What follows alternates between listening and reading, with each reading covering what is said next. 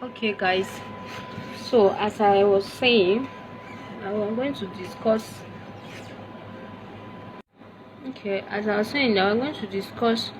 about the importance of knowing your blood group and your genotype before getting married.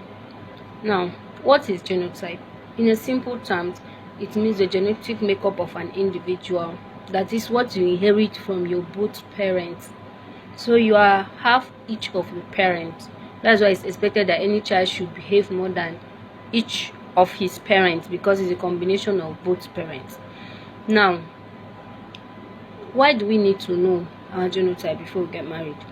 In a simple time, is to avoid marrying someone that we're not compatible with. But why shouldn't we marry someone that we're not compatible with? This is because if you marry someone that you're not compatible with, there's chances of you giving birth to a child with a genetic disorder called sickle cell anemia.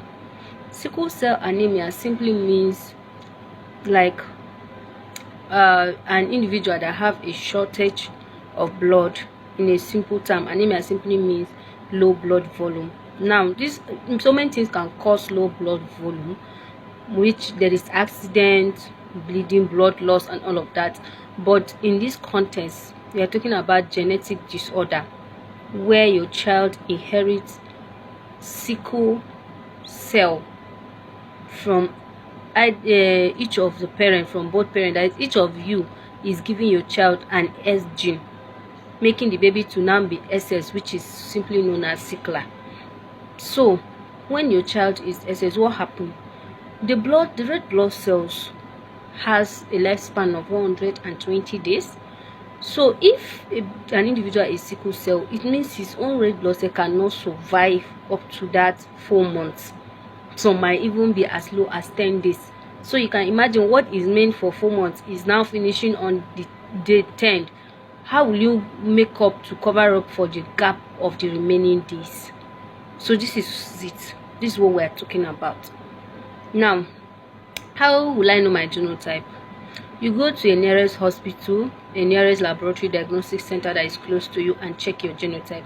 And I always encourage people to do it at least in 2 different places, just to be sure.